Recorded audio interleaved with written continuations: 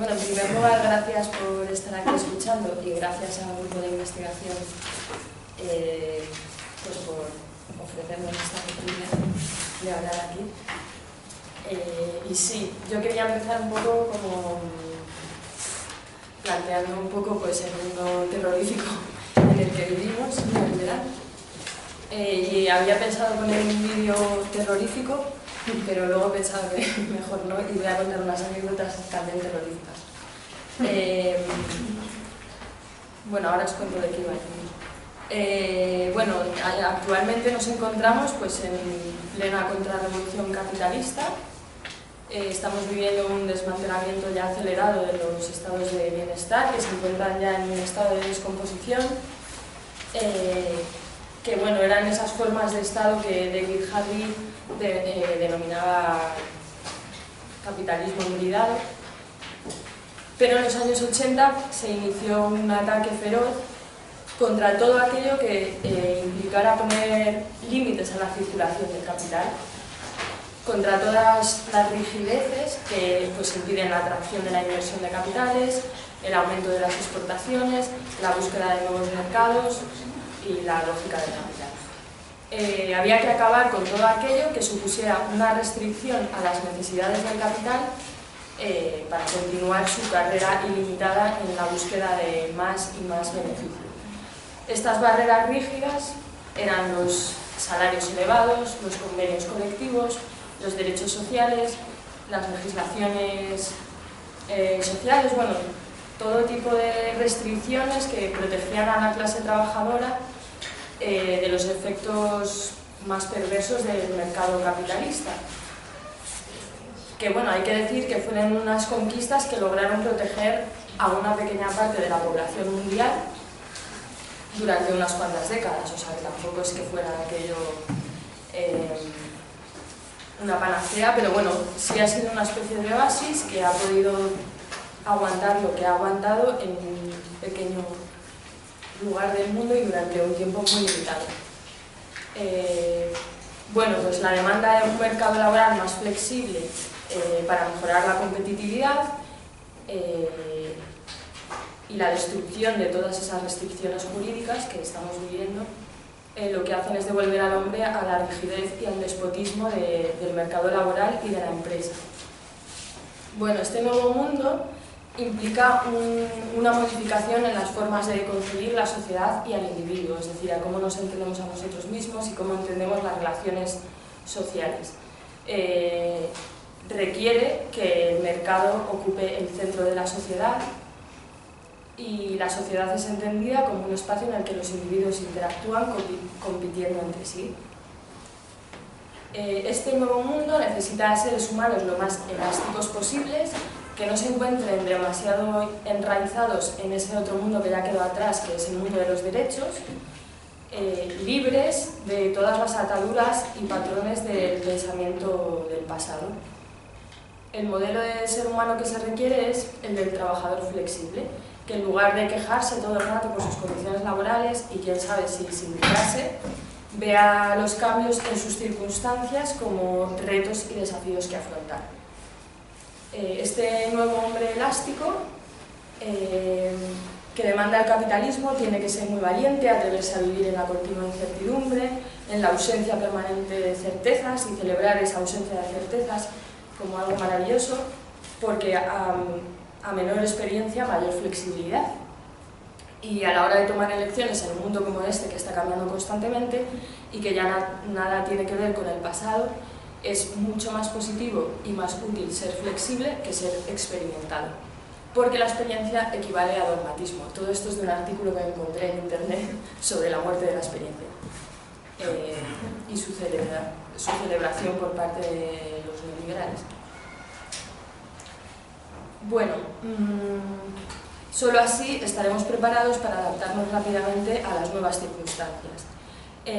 Como la flexibilidad es una actitud ante la vida, pues es algo que hay que aprender. En un artículo del País de hace poco, que lleva como título «Cómo criar a nuestros hijos para que sean futuros emprendedores», se recomienda a los padres, pues por ejemplo, que en casa hablen del trabajo, que no lo separen de la familia, para que sus hijos se acostumbren ya de pequeños a escuchar sobre dinero, sobre trabajo, y para que vayan moldeando su pensamiento como emprendedores. Y decía el artículo que uno de los problemas de este país es que se había dado mucha prioridad a ciertos valores, como son la estabilidad económica y la seguridad, en lugar de valores como la iniciativa propia, el talento y la pasión. Entonces, claro, ¿cuál es el problema? Que al haber focalizado los valores de la estabilidad económica y la seguridad en la educación, se había producido una marea de amantes del funcionariado. Pero claro, el mundo ya no es el que era, el mercado laboral está en constante cambio y esos cambios imposibilitan que las nuevas generaciones podamos tener una carrera profesional como la de nuestros padres, sino que ahora lo normal es pues, cambiar de trabajo todo el rato y reinventarse y reciclarse para adaptarse continuamente a esos cambios.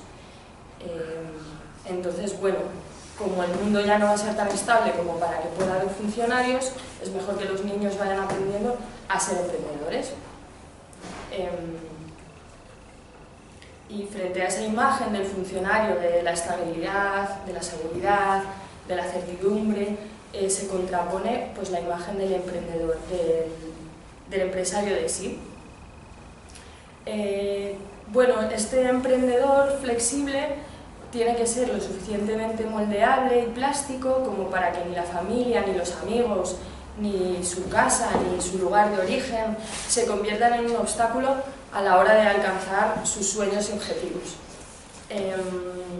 Esta flexibilidad es en lo que consiste la libertad neoliberal, la capacidad de los individuos de desapegarse de todo, ya sea de personas, ya sea de cosas, y que nada se interponga pues, entre él y sus sueños.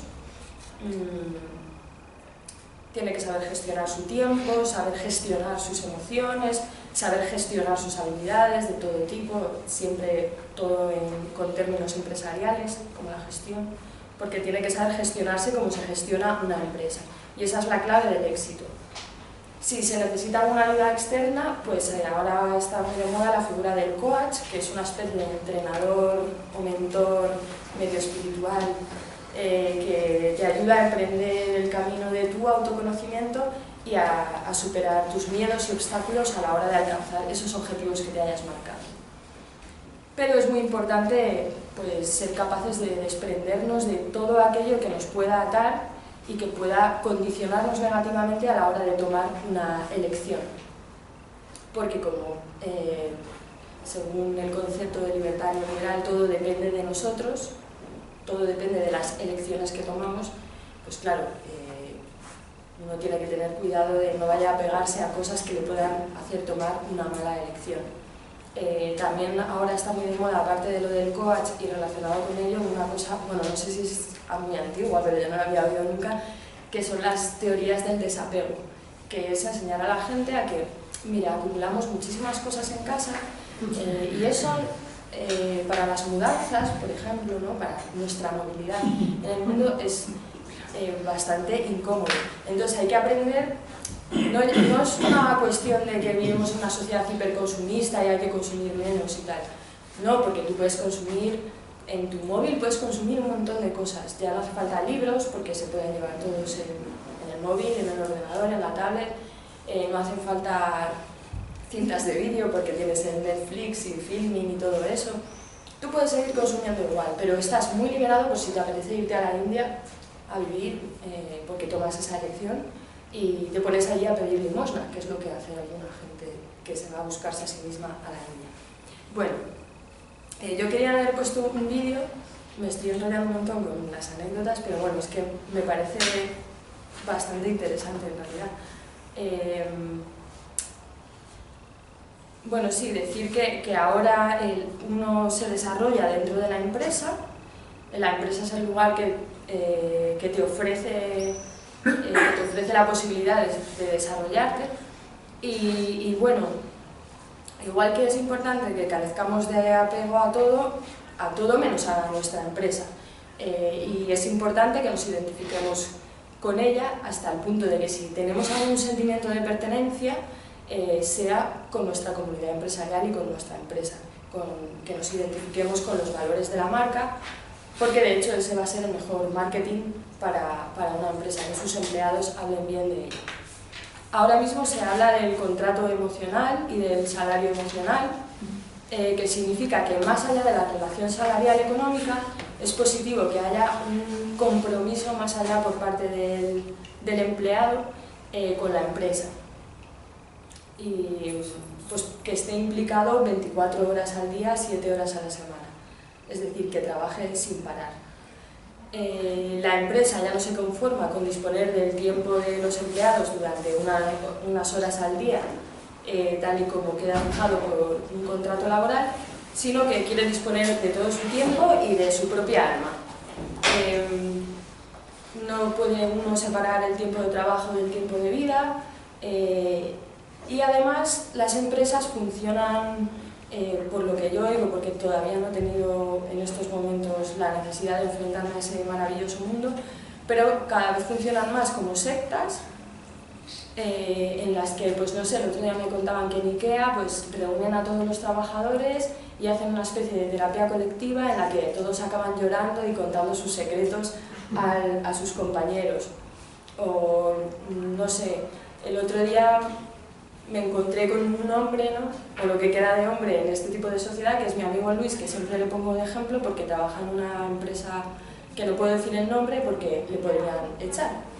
Entonces, luego, cuando ya no estemos grabando, pues puedo contar más cosas. Pero él trabaja en una empresa y en la que, bueno, él es un trabajador cualificado, cobra un buen sueldo, y digamos que puede desarrollar su creatividad, ¿no? Él trabaja en algo bastante creativo. Pues bueno, me lo encontré por la calle y yo, hola, y me dice hola, y yo, ¿qué tal? Y entonces vino, me abrazó y me dijo fatal, y yo dije, ¿qué le pasará? ¿Será algo? No sé, me imaginé pues alguna ruptura sentimental o algo. Y era que se encontraba fatal por el trabajo. O sea, me contó que llevaba 4 fines de semana seguidos sin descanso, trabajando, o sea, no solo a diario, sino también los fines de semana. Además, se había tenido que ir cada fin de semana a una ciudad distinta de España, que en ese tiempo se había puesto enfermo, con lo cual, como se había puesto enfermo, luego le habían salido mal los eventos que tenía que hacer. A todo esto, su mayor ilusión en el año es reunirse con su familia en las fiestas de San Isidro en Madrid, porque es el único día que se juntan todos, porque viven en distintas zonas de España, y se juntan y se lo pasan muy bien, y es muy importante para ellos. Pues no pudo porque justo le llamaron que se tenía que ir a Barcelona, ¿no?, que era el 4.º fin de semana ese que iba a trabajar. Entonces me dijo que no tenía autoridad para parar, que estaba enfermo, que se encontraba pasado de rosca y que estaba fatal. Y bueno, esto para hacer un resumen más o menos de lo que es la vida y la libertad, o sea, la vida en condiciones de libertad neoliberal. De hecho, también le han ofrecido en la empresa ser freelance, que él estaba muy contento porque decía, bueno, así puedo yo gestionarme como buenamente quiera, y ahora se lo está pensando porque dice, bueno, es que si me hago freelance es verdad que voy a cobrar más, pero si ahora mismo tengo cierta protección por ser empleado de la empresa y estoy así, imagínate si no tengo esa protección.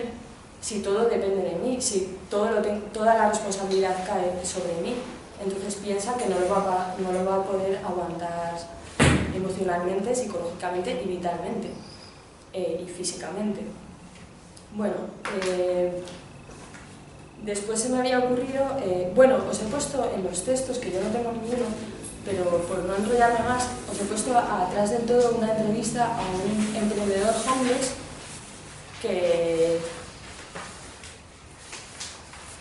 que bueno, es un emprendedor que le han salido mal las cosas, que vive en la calle, pero que él se repite todos los días a sí mismo que todo va a ir mejor, o sea, que todo va a ir bien, que todo va a ir bien. Y además dice que no acepta limosnas, no acepta ayudas de dinero porque el dinero te ata y ya no te mueves. Y bueno, él lo que hace es irse a las bibliotecas a leer libros de cómo hacerse rico y todas esas cosas, y bueno, sinceramente pues parece que se ha tragado un libro de autoayuda. Es impresionante. Entonces la tenéis atrás del todo para que la echéis un vistazo después. cuando queráis. Es una entrevista que aparece en el periódico El Periódico. Bueno, con todo esto de qué pasa en esta situación con las relaciones personales, qué pasa con la vida, qué pasa con la dignidad de lo humano, si es posible que quepa algo de dignidad y algo de humano en un mundo ultra flexible como el que intentan que vivamos o en el que vivamos, pues decidí tratar un poco a un autor que yo no conocía mucho, que era Walter Lippmann, o sea, que es un autor neoliberal. Yo dentro de los neoliberales pues tengo como más así, conozco más a Hayek o a Mises, pero a Lippmann no lo conocía mucho. Y entonces me llamó la atención porque él lo que propone es una revolución antropológica. Bueno, su obra, The Good Society, es de 1937, es de hace ya tiempo. Entonces, bueno, no sé, supongo que conoceréis el coloquio Walter Lippmann, que tuvo lugar en 1938 y que es como el momento fundacional del neoliberalismo, donde se reunieron muchos de los que después pasan a ser los principales representantes de las diversas corrientes neoliberales. El objetivo de este coloquio era trazar una hoja de ruta para una necesaria renovación del liberalismo, porque bueno, pues en ese momento, ante el fracaso del laissez-faire, había llegado el momento de renovar la doctrina liberal y ofrecer un planteamiento alternativo pues, al socialismo, al fascismo, al keynesianismo y en general a todos los sistemas políticos basados en lo que ellos llaman colectivismo. El debate se organiza en torno a las tesis que defendía Lippmann en esa obra, en The Good Society,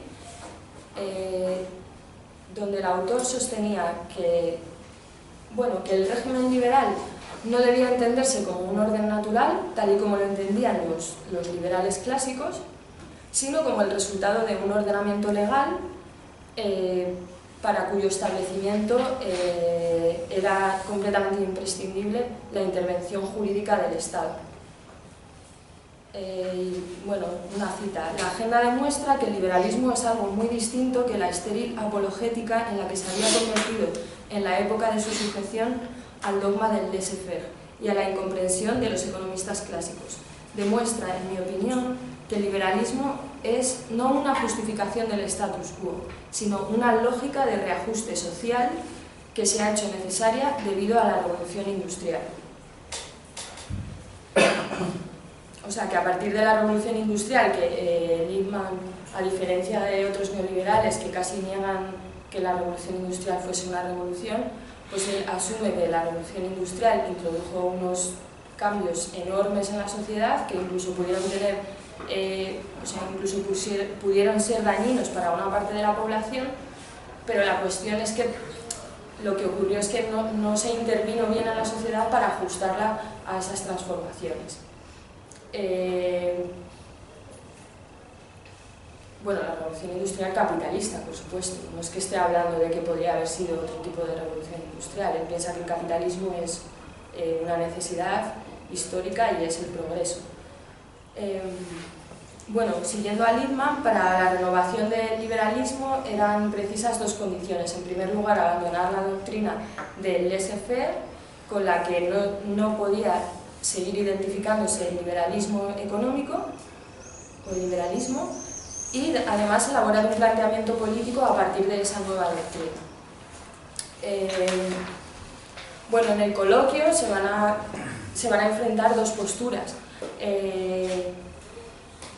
La postura de la corriente neoaustriaca, de Mises, de Hayek, de Lionel Robbins, era una postura conservadora que seguía defendiendo la doctrina del laissez-faire, en contra del intervencionismo.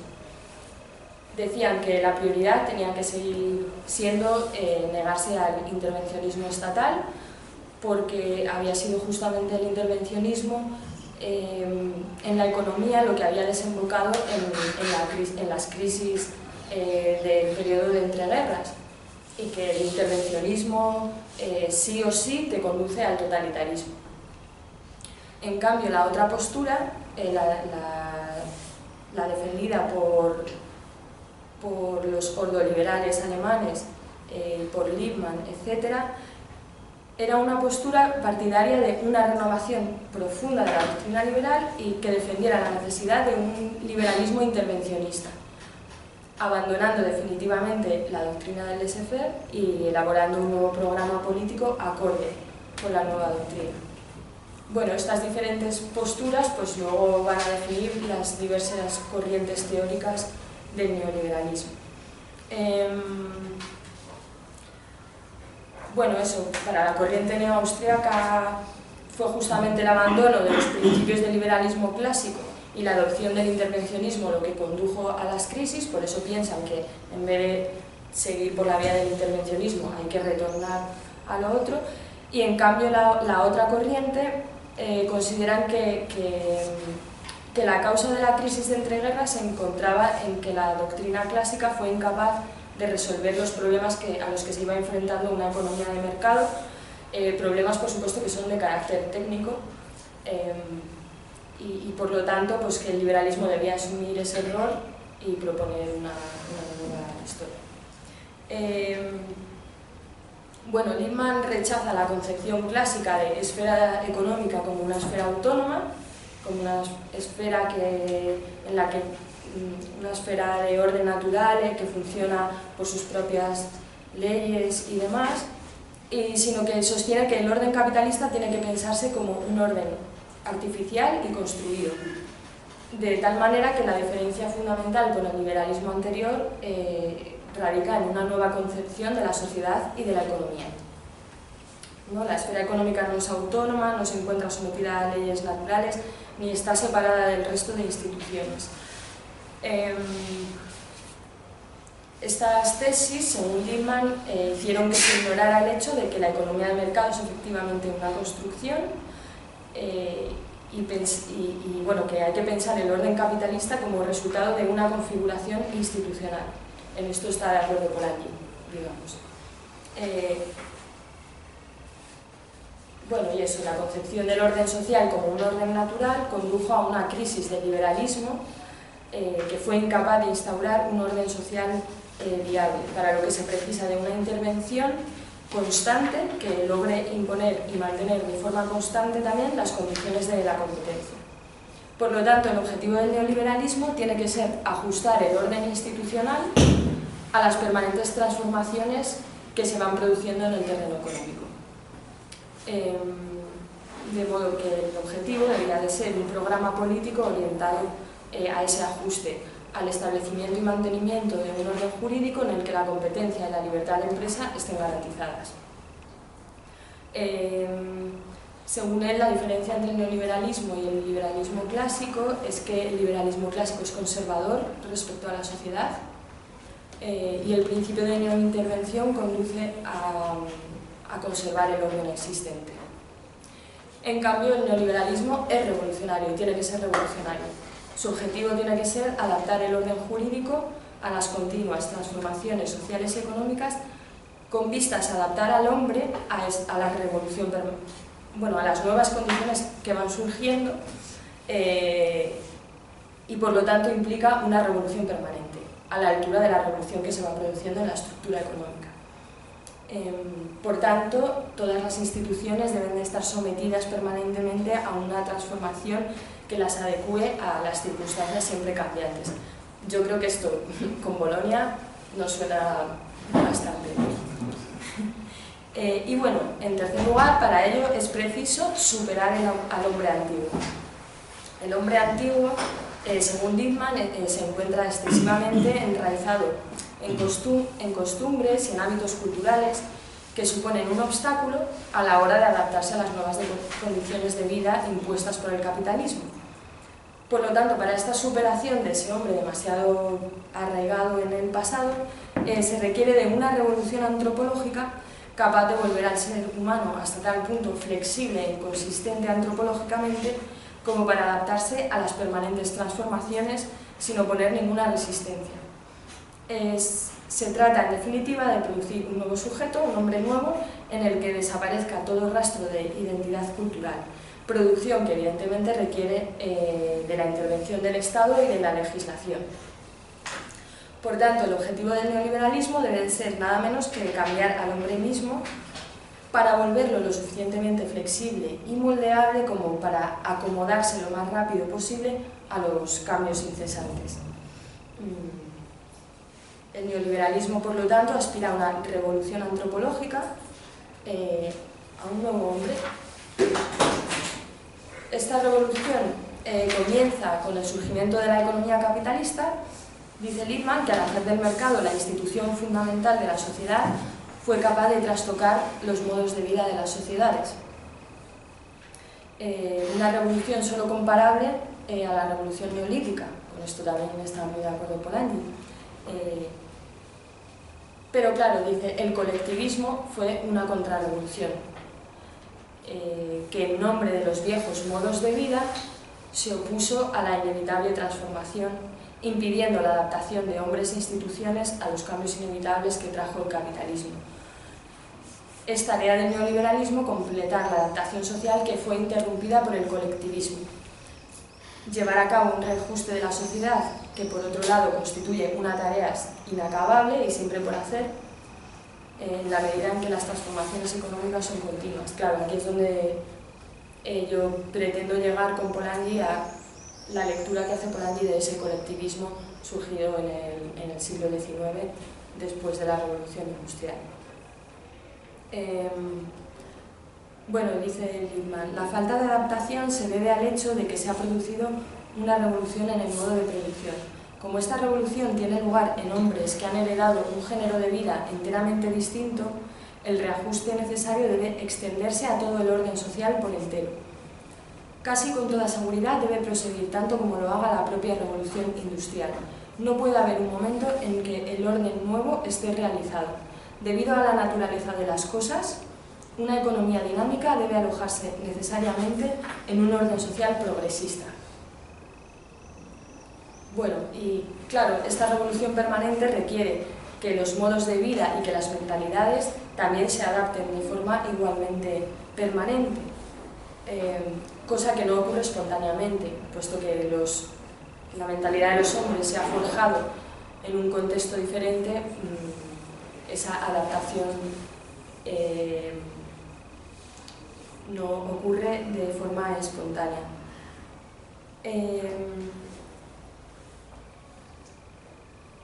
Por tanto, el Estado y la legislación no pueden limitarse a ofrecer un ordenamiento jurídico que sea compatible con la estructura económica, sino cambiar al hombre mismo, adaptando su mentalidad y su forma de vida a las nuevas condiciones. El orden cultural tiene que coincidir plenamente con el orden económico, es decir, las costumbres, las leyes, la política y todas las instituciones, que a lo que Lippmann denomina lo heredado, tiene que formar un todo homogéneo con la estructura económica. Y lo mismo ocurre con la imagen que el hombre se hace de sí mismo, y de su propio destino individual y del destino de la humanidad. Se trata de aceptar que la victoria del capitalismo en el terreno histórico es inevitable, que se corresponde con el progreso y que hay que superar al hombre antiguo porque está demasiado condicionado por su pasado, por los hábitos y costumbres y demasiado enraizado a un entorno cultural que no es compatible con esa revolución permanente.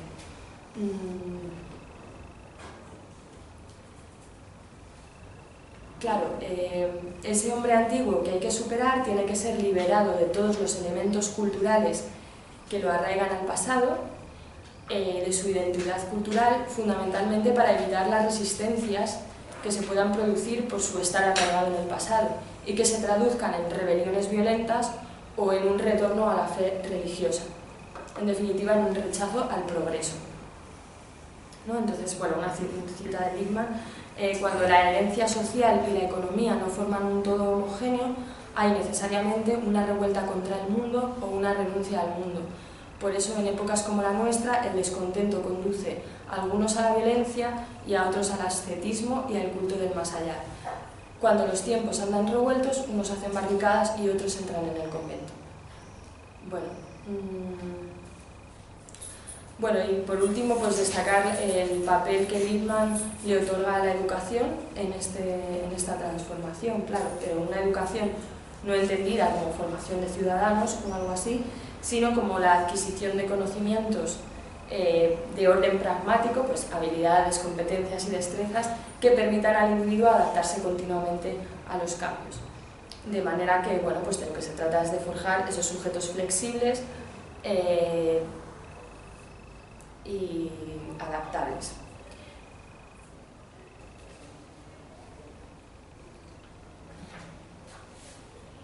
Bueno, y es que, o sea, yo creo que voy fatal, así que, bueno, no he acabado con Lippmann, pero voy a pasar ya a Polanyi porque ya es hora.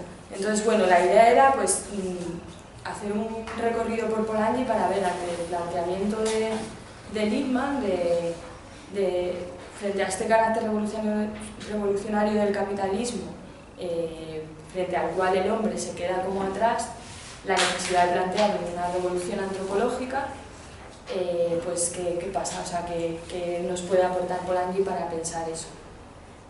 Y bueno, no sé si aquí la gente conoce a Polanyi o no conoce a Polanyi, si sabe de qué va su obra o no, entonces pues no sé muy bien si para alguna gente va a ser demasiado simple lo que planteo o si va a estar bien porque tampoco se conoce mucho, pero bueno.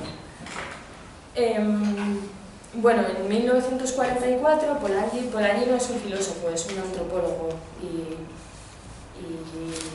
bueno, sus escritos son sobre economía, sobre antropología, sobre política, sobre derecho. Publica La Gran Transformación, cuyo título original era Los orígenes de nuestro tiempo. Entonces, bueno, pues el objetivo de la obra era investigar las causas del colapso de la sociedad de mercado o de la sociedad capitalista que había surgido en el siglo XIX, pero que se fue a la mierda a principios del siglo XX, y explicar los orígenes de la gran transformación institucional que tuvo lugar a partir de los años 70. Polanyi va a estar especialmente interesado en sacar a la luz las causas que posibilitaron un fenómeno como el fascismo, un fenómeno que fue resultado de la descomposición interna de la sociedad de mercado. Entonces, lo que dice es que para entender el derrumbe de la civilización, de esa civilización, de la sociedad de mercado, ese derrumbe que se produce en el siglo XX, pues uno no puede limitarse a ver lo que había pasado en las guerras mundiales y los acontecimientos más cercanos, por así decirlo, sino que había que retrotraerse a la Inglaterra de la Revolución Industrial, que es el momento en el que surge la idea de un mercado autorregulado. A partir de esta idea, procedente del liberalismo económico, que Polanyi considera una utopía y por tanto completamente irrealizable, se inició un experimento insólito en la historia de las sociedades humanas, que fue tratar de edificar una sociedad en la que los vínculos humanos fuesen reducidos a relaciones mercantiles entre individuos propietarios y unas relaciones que estuvieran basadas en el principio del libre contrato. La utopía del liberalismo económico estaba basada en una serie de mitos sobre la naturaleza humana y sobre la sociedad que forman parte de lo que Polanyi llama la mentalidad de mercado y que están presentes no solo en las corrientes de la economía neoclásica, sino que también se convirtieron en la ilusión de una época, formando parte del sentido común de la época y colándose también como axiomas en muchas de las ciencias humanas, lo que tuvo muchos efectos a la hora de cómo, por ejemplo, la antropología, que partía de esos supuestos, analizaba las sociedades primitivas o las economías de las sociedades primitivas, bueno, hasta el punto de considerar que no había economía ahí ni nada que estudiar, y que se trataba de sociedades preeconómicas. El caso es que esta configuración ideológica, la que Polanyi llama mentalidad de mercado, estuvo condicionada por el surgimiento del capitalismo y contaminada por lo que él llama el prejuicio económico, que consiste en universalizar y naturalizar las condiciones institucionales propias de las sociedades de mercado, así como el tipo de conducta humana que generan. Es decir, considerar que la conducta humana generada por una determinada configuración institucional que se dará en capitalismo en realidad es extrapolable a cualquier otra sociedad, a no ser que esté habitada por salvajes que todavía no están en una época de infancia casi prehumana. Estos mitos no solo formaban parte del sentido común de la época, sino que también condicionaron la investigación de las sociedades neolíticas y antiguas. Tales mitos son principalmente el del Homo economicus, el hombre económico, y el carácter natural de los mercados competitivos. Según el liberalismo económico, el ser humano es un ser que por naturaleza es económico y en él se encuentra como una propiedad esencial la tendencia a intercambiar cosas, de manera que la sociedad se compone de individuos o átomos egoístas que actúan buscando satisfacer su deseo siempre ilimitado de adquirir bienes materiales a través del intercambio, ¿no? Como unos átomos obsesionados con el intercambio. Como los recursos, en el mercado es el lugar donde el individuo puede desarrollar esa tendencia innata, de ahí que digan que los mercados son instituciones naturales, siempre y cuando se haya liberado de ataduras y de servidumbres a los individuos. Por tanto, la existencia de mercados se deduce de la propia naturaleza humana.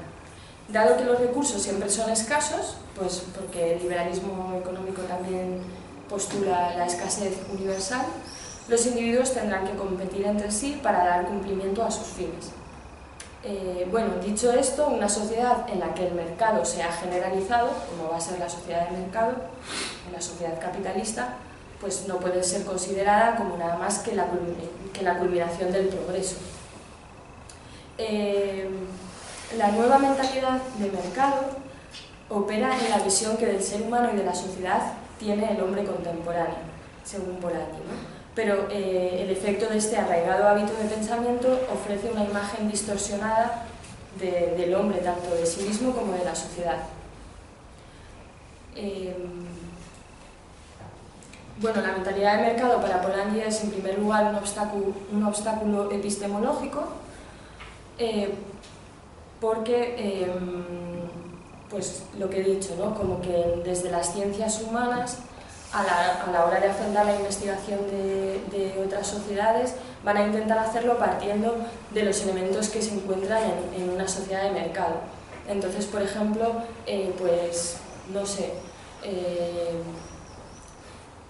la sociedad que estudia Malinowski, ¿no?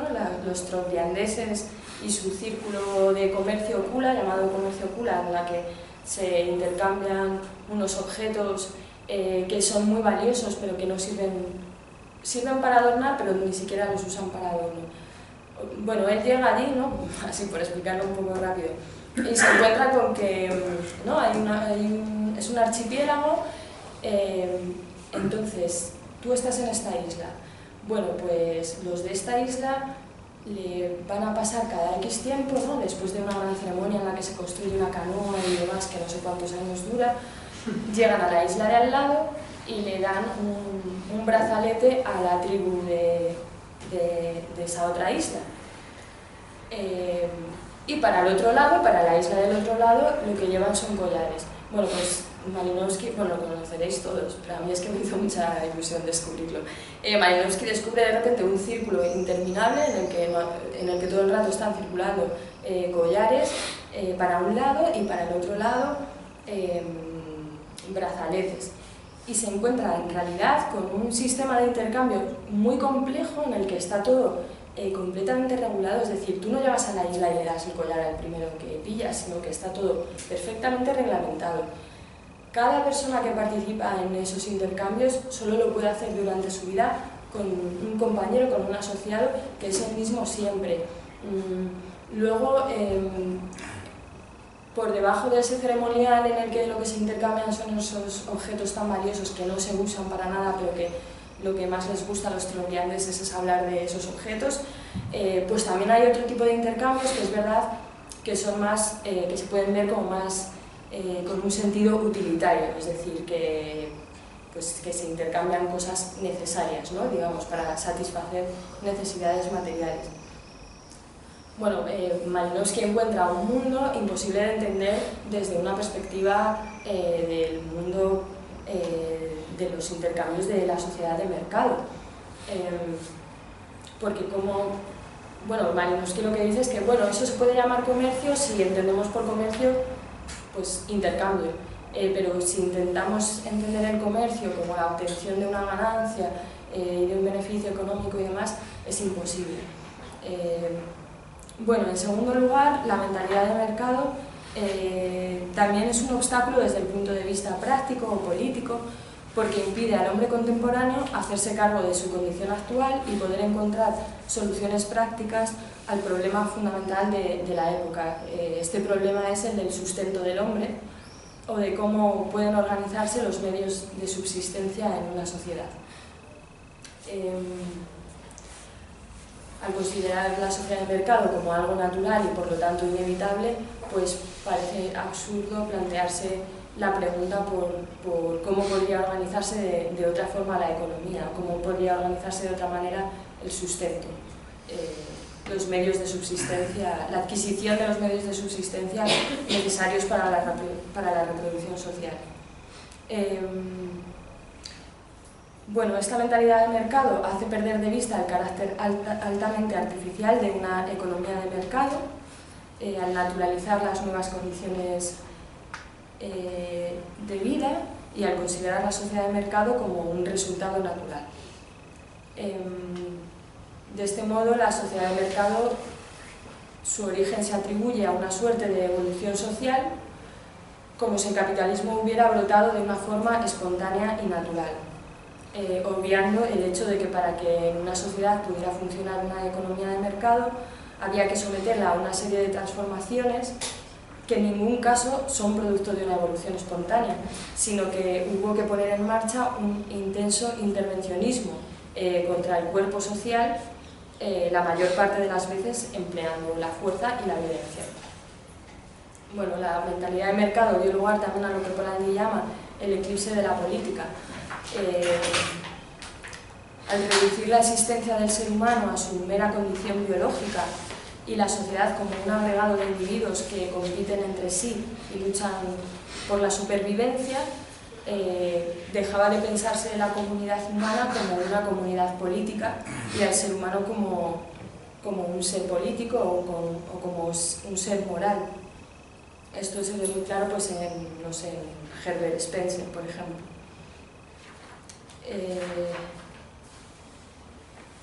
Bueno, entonces el ser humano le era arrebatada su dignidad y se le reducía a una especie de materia que podía ser explotable y maltratada y exprimida ilimitadamente en las fábricas capitalistas para producir beneficio económico. Bueno, entonces Polanyi va a hacer una crítica desde la antropología a las sociedades de mercado. Él lo que pretende probar es que la sociedad de mercado es una excepción histórica, que el capitalismo, o sea, que la sociedad a la que dio lugar el capitalismo es una excepción, una anomalía que no puede ser, que es incomparable con ninguna otra sociedad que haya existido. Entonces, bueno, a través de las investigaciones de algunos antropólogos, pues lo que hace es poner en cuestión la sociedad capitalista.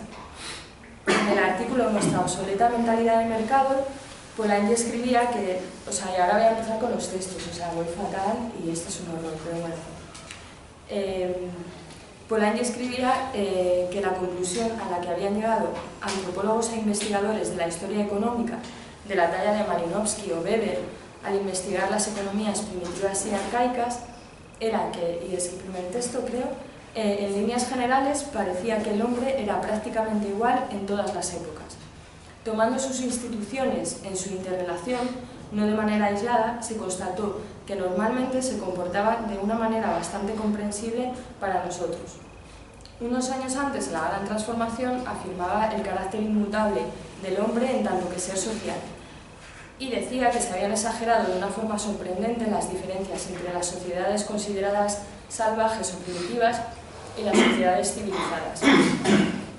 Bueno, esta afirmación del hombre como ser social es lo mismo que dice Levi Strauss cuando afirma que el ser humano a lo largo del tiempo no ha hecho otra cosa que repetirse y que en todas las sociedades y en todas las épocas el ser humano no ha consistido en otra cosa que en pertenecer a una sociedad y en querer transformarla para hacer de ella un buen lugar en el que vivir. O la afirmación de Hobsbawm, que dice que en realidad no ha sido hasta el tercer cuarto del siglo XX y no antes cuando se puede señalar el fin de una era que había durado 8.000 años y que comenzó con la aparición de la agricultura. Que no ha sido hasta bien entrado el siglo XX cuando se ha producido una transformación gigantesca y generalizada en las condiciones de la subsistencia humana y cuando se ha modificado el modo de vida de la mayor parte de la población humana, pero hasta ese momento dependía de la ganadería y de la agricultura, es decir, que se mantenía en condiciones neolíticas, ¿no?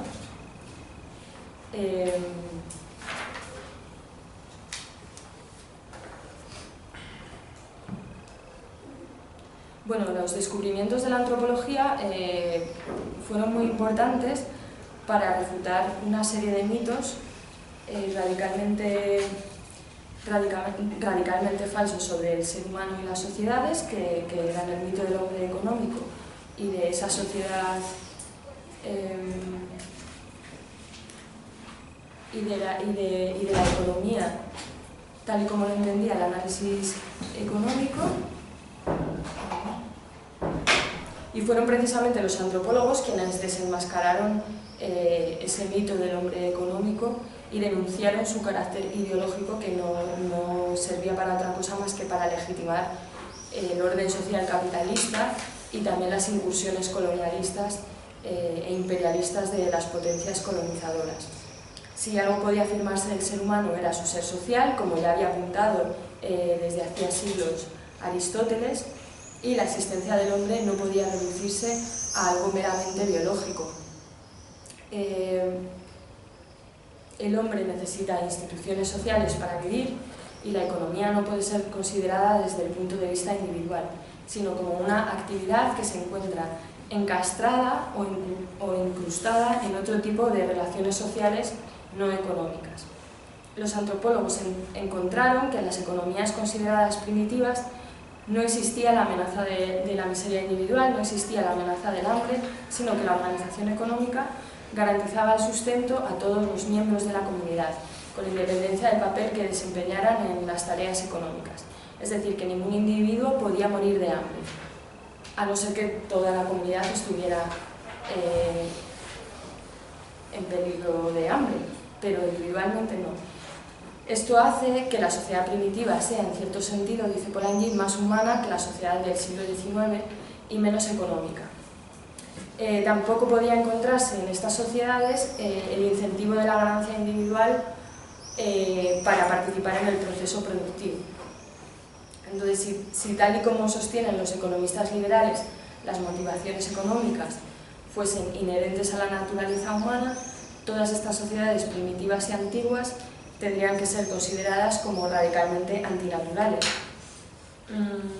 Bueno, esto de que la actividad económica se encuentre incrustada en relaciones sociales no económicas, quiere decir que la actividad económica no encuentra su razón de ser en ella misma, sino que siempre está subordinada a fines sociales, a otro tipo de fines, o sea, que está subordinada a fines que no son ellos mismos económicos. Esto es común entre las sociedades precapitalistas, tanto aquellas consideradas primitivas como aquellas que se consideran más civilizadas por tener un sistema económico supuestamente más complejo o más desarrollado. Bueno, y otro texto, ¿no?, en el que Polanyi dice: en este sentido no hay ninguna diferencia entre la sociedad primitiva y la sociedad civilizada. Ya sea que nos volvamos a la antigua ciudad-estado, al imperio despótico, al feudalismo, a la vida urbana del siglo XVIII, encontramos invariablemente que el sistema económico se funde con lo social. Los incentivos para participar en la producción, en la actividad económica, surgen de una gran variedad de fuentes, tales como la costumbre y la tradición, el deber público y el compromiso privado, la observancia religiosa y la lealtad política, la obligación judicial y la regulación administrativa según lo establecido por el príncipe, el municipio o el gremio, el rango y el estatus, la coacción de la ley y la amenaza de castigo, el elogio público y la reputación privada aseguran que el individuo contribuya con su parte a la producción. Esta fusión de lo económico y lo social hace necesaria la coordinación entre la economía y otras disciplinas como la antropología y convierte el modelo de la economía clásica y sus conceptos en un instrumento estéril a la hora de investigar otros sistemas económicos. Entonces, bueno, Polanyi va a proponer como alternativa a ese enfoque, al llamado enfoque del análisis económico, el enfoque institucional, que toma como punto de partida una definición de la economía como economía sustantiva, que entiende la economía como una actividad institucionalizada, ¿no? que se encuentra inserta en otro tipo de instituciones que además le marcan, que le dan sentido a la actividad económica, y que tiene, y tal definición de economía pues tiene en cuenta la dependencia del ser humano respecto del resto de seres humanos y de su entorno natural, ¿no? Contra el individualismo metodológico. Bueno, se trata de entender la economía como evidentemente una estructura fundamental para cualquier sociedad de la que no puede prescindir, pero que tiene que estar sometida a las necesidades de la reproducción social.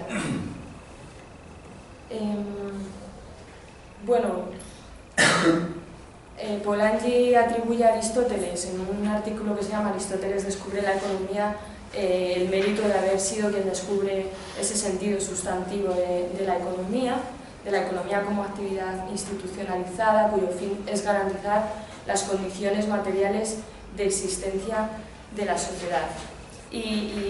Bueno, pues le parece muy significativa la crítica aristotélica de la usura y de la actividad comercial que no está ligada a la satisfacción de las necesidades de subsistencia, la crematística no natural, y que está, por tanto, que es una actividad destinada a la acumulación, digamos, de dinero, y que está, por tanto, desvinculada del bien común. Por lo tanto, bueno, pues, según Polanyi, en Aristóteles ya hay una acertada intuición sobre el peligro que puede llegar a correr una comunidad en la que esa actividad no ligada a cubrir las necesidades de subsistencia, sino a la acumulación, en pues, una sociedad en la que se generalizase esa actividad, podría verse amenazada con la desintegración. Bueno, me estoy agobiando mucho porque además hace muchísimo calor.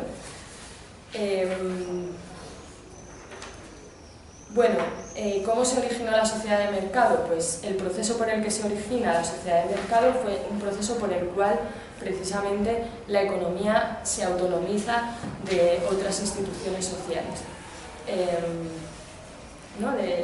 Es la manera en la que... Fue el proceso por el que la producción capitalista puede tener un carácter ilimitado al no estar sujeta a ningún fin social que le venga desde fuera y que le ponga un límite.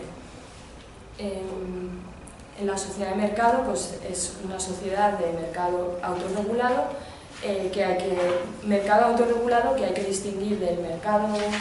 Polanyi distingue entre el mercado y el mercado específicamente capitalista, por decirlo así, porque mercados ha habido pues, en muchas sociedades anteriormente y siempre han estado, digamos, subordinados a la vida económica de la sociedad, jugando un papel muy secundario, y siempre han estado restringidos, sometidos a reglamentaciones. El mercado autorregulado es un tipo de mecanismo que no tiene nada que ver con esos mercados que pueden estudiar los historiadores económicos o los antropólogos. Pues supone que la totalidad de la vida se encuentre gobernada por el mecanismo del mercado, algo que nunca antes había sucedido. Bueno, las condiciones del modelo de mercado que pretende imponer el liberalismo económico a la sociedad son dos. Bueno, sí, son dos. En primer lugar, todos los elementos que desempeñan un papel en la producción tienen que estar disponibles en el mercado. Los elementos fundamentales para la producción son la mano de obra, la tierra y el dinero. Por lo tanto, tienen que existir mercados para cada uno de ellos, donde puedan ser adquiridos como cualquier otra mercancía, a cambio de pagar el precio correspondiente. En segundo lugar, nada externo al propio mercado puede intervenir en su mecanismo, de modo que sea únicamente el mercado el lugar donde se formen los precios. Ninguna instancia diferente del mercado puede influir en ese mecanismo y en su actividad. Todas las funciones económicas han de recaer en el sistema de mercado, en cuyo mecanismo no puede participar ninguna otra institución, a riesgo de obstaculizar la autorregulación. La primera condición es lo que Polanyi denomina la ficción de las mercancías, y la segunda el principio de no intervención. Bueno, lo de que trabajo, tierra y dinero sean mercancías y que tengan un mercado propio y un precio, lo denomina ficción porque evidentemente ninguno de esos elementos pueden definirse como una mercancía, como algo que se produce para ser vendido en el mercado. La tierra, de hecho, ni siquiera puede decirse que haya sido producida. Lo que dice Polanyi es, bueno, es que cuando hablamos de mano de obra, en realidad estamos hablando de seres humanos. Cuando hablamos de tierra, nos estamos refiriendo al hábitat natural en el que vivimos, al entorno que constituye el hogar de la sociedad. Y el dinero, pues, tampoco es más que un medio para facilitar el intercambio de bienes. Y sin embargo, a pesar de ser una ficción, fue una ficción muy eficaz, pues el sistema económico se organizó de tal modo que trabajo, tierra y dinero empezaron a ser tratados como si realmente fuesen mercancías y como productos destinados a la compraventa en el mercado. La ficción de las mercancías llevada a la práctica, o sea, eso de tratar al ser humano, a la naturaleza, como si fueran mercancías y cosas para llevar al mercado, suponía subordinar la sociedad misma a las necesidades del sistema de mercado, es decir, a poner en manos de ese mecanismo funciones que resultaban vitales para la reproducción social. Y el mecanismo autorregulador del mercado solo podía funcionar a condición de que no se ejerciera ninguna interferencia externa. Bueno, esta escisión entre la economía y, por ejemplo, el poder estatal, pues es fundamental en la doctrina liberal, en el modelo del pensamiento económico liberal.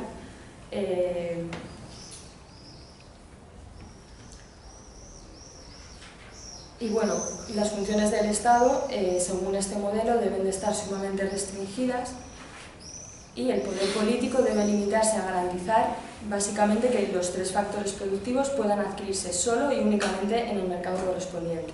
Es decir, que ninguno de los tres pueda adquirirse de otra manera que no sea mediando el mercado. Y por último, que los mercados sean libres, es decir, carentes de regulación, y sea el mecanismo de oferta y demanda lo que fije los precios. Bueno, el carácter utópico de la propuesta de liberalismo económico estriba precisamente en la separación absolutamente artificial desde el punto de vista antropológico de dos órdenes institucionales como son la esfera económica y la esfera política. Pues esta escisión pone en peligro a la sociedad misma al dejar en manos del mercado los procesos que están destinados a garantizar la existencia de la sociedad.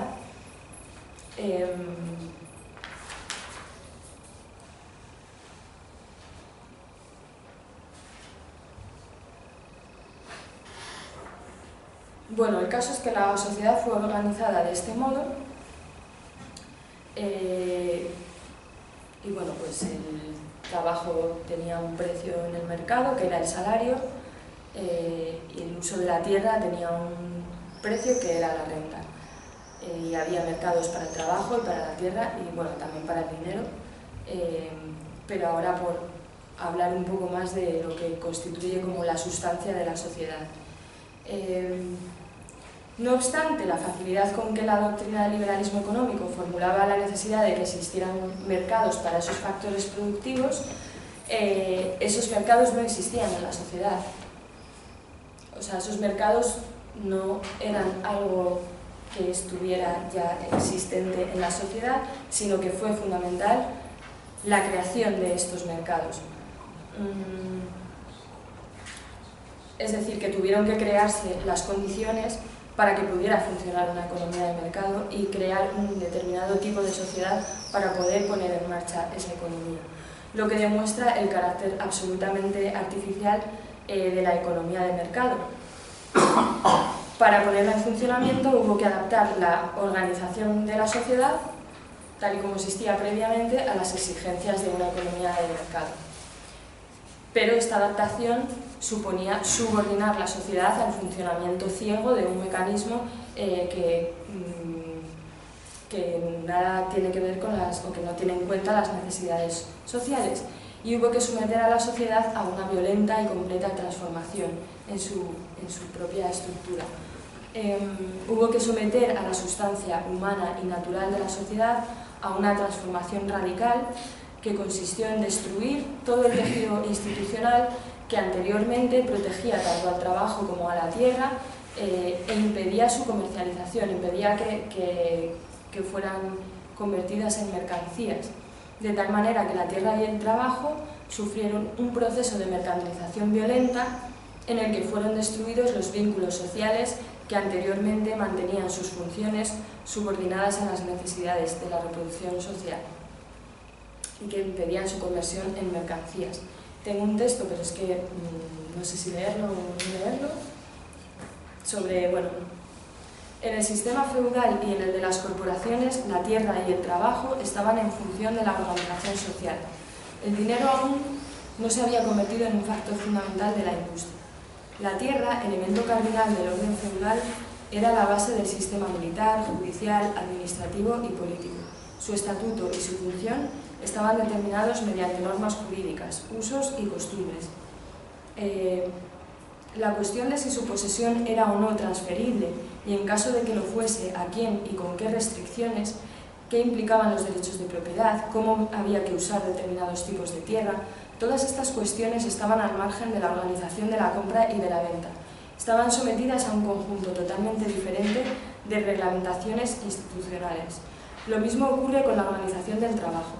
En el sistema de las corporaciones, como en todos los otros sistemas económicos que lo precedieron históricamente, los móviles y las condiciones de las actividades productoras formaban parte de la organización general de la sociedad.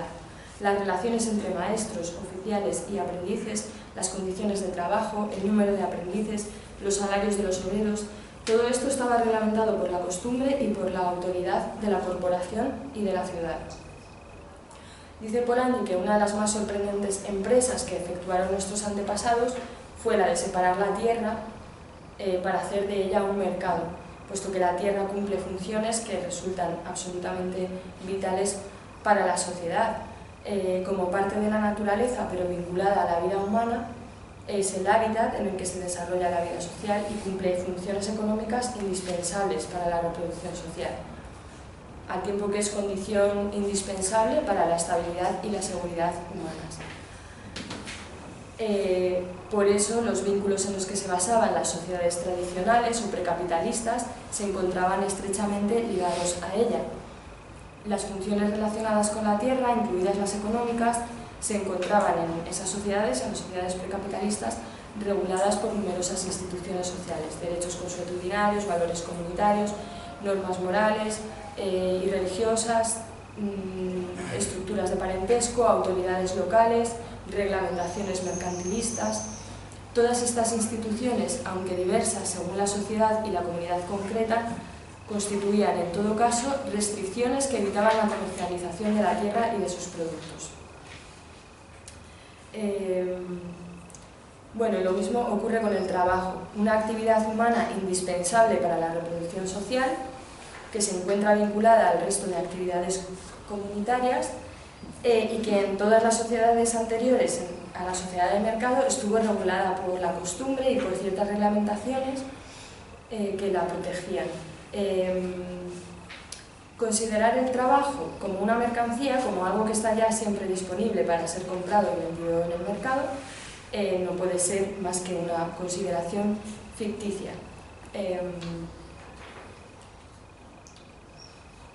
Organizar la sociedad siguiendo los dictados del principio de las mercancías ficticias supone, entre otras cosas, prohibir cualquier tipo de medida o de comportamiento que resulte un obstáculo para el funcionamiento del mecanismo del mercado.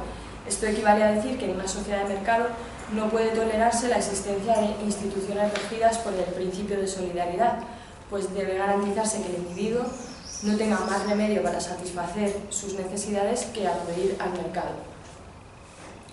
De tal manera que se encuentre la única alternativa, en la alternativa de o bien vender su fuerza de trabajo a cambio de un salario o morirse de hambre. Que esto fue lo que ocurrió como efecto de institucionalizar un mercado de trabajo.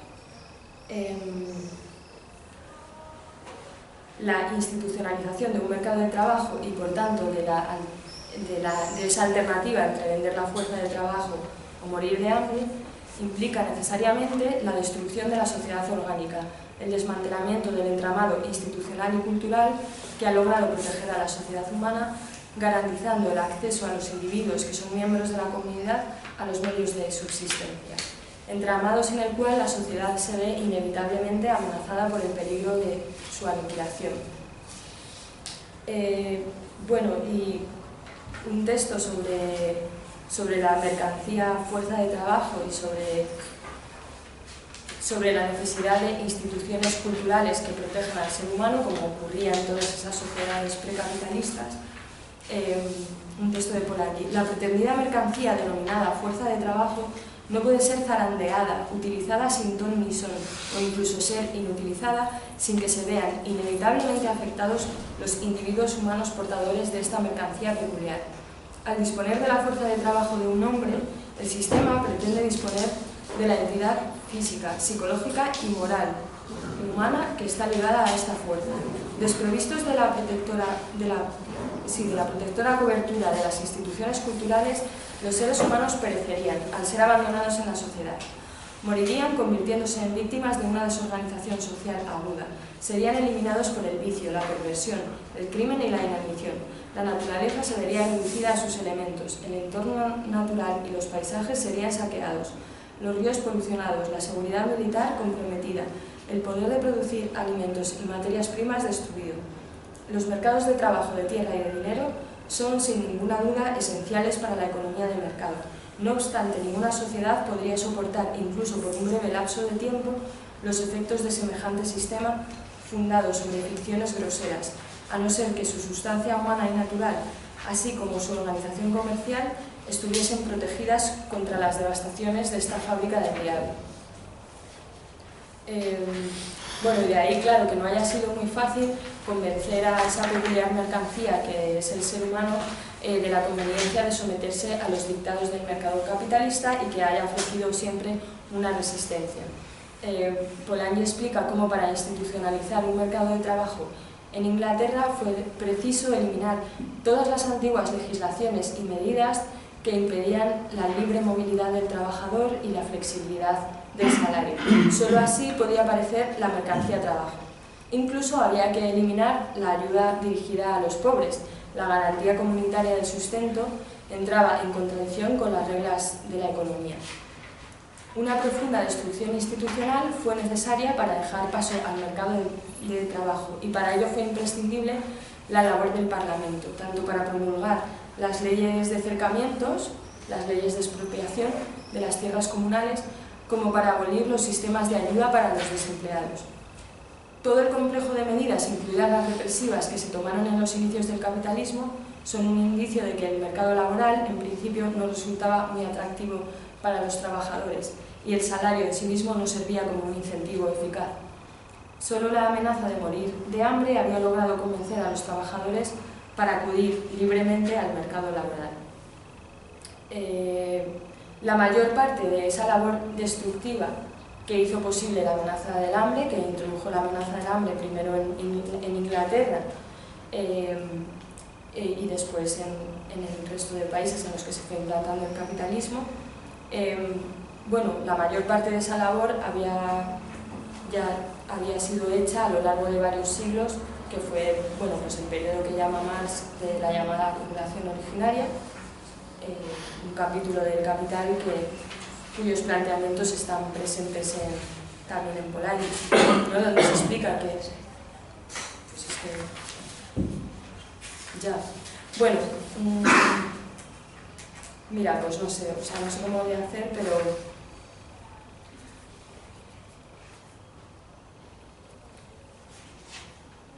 Bueno, es que claro, me queda en realidad lo más importante, pero pues intento resumir. Lo que dice Polanyi es que la imposición de una economía de mercado fue una catástrofe de tipo cultural, es decir, no es una catástrofe que pueda ser medida en términos económicos, como en cierto modo hacía el marxismo, y que tampoco se puede medir por si los salarios suben o bajan, sino que es una catástrofe de carácter cultural, de carácter antropológica, porque destruye todas esas instituciones en las que estaba, o sea, todas esas instituciones que garantizaban la subsistencia a la sociedad. Esto ocurrió en la Inglaterra de la Revolución Industrial, ocurrió también en las colonias y ocurre siempre que quieres imponer una economía de mercado por su propia condición estructural, que es pues la destrucción de la propiedad privada fundada en el trabajo propio y la imposición de un sistema de propiedad capitalista que se basa en que la mayor parte de la población haya sido expropiada de sus condiciones de existencia. El caso es que, bueno, Polanyi dice que la sociedad capitalista es una excepción, puesto que es la única sociedad en la que es la sociedad la que está subordinada a la economía y no al revés. En ese sentido, pues dice, sí, bueno, que es una sociedad completamente excepcional.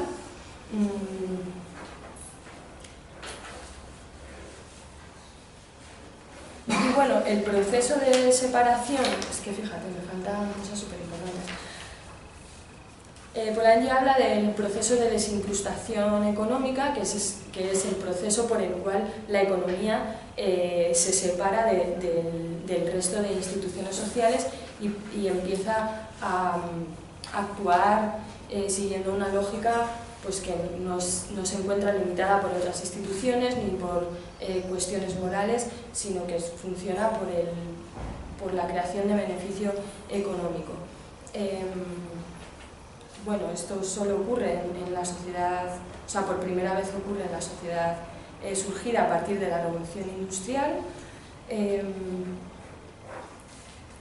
Y claro, la cuestión es que ante eso Polanyi dice que la sociedad reaccionó.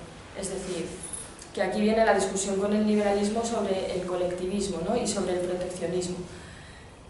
Lo que ocurre en el siglo XIX es que a esa desincrustación económica que pone en peligro a la propia sociedad, pues separa a la población del control de sus condiciones de existencia. Bueno, hay una tendencia a la extensión del mercado, una tendencia a la mercantilización, pero, dice Polanyi, al mismo tiempo que se iba extendiendo el mercado, surgía otra tendencia, una tendencia opuesta, que va a ser una tendencia a la reincrustación de la economía.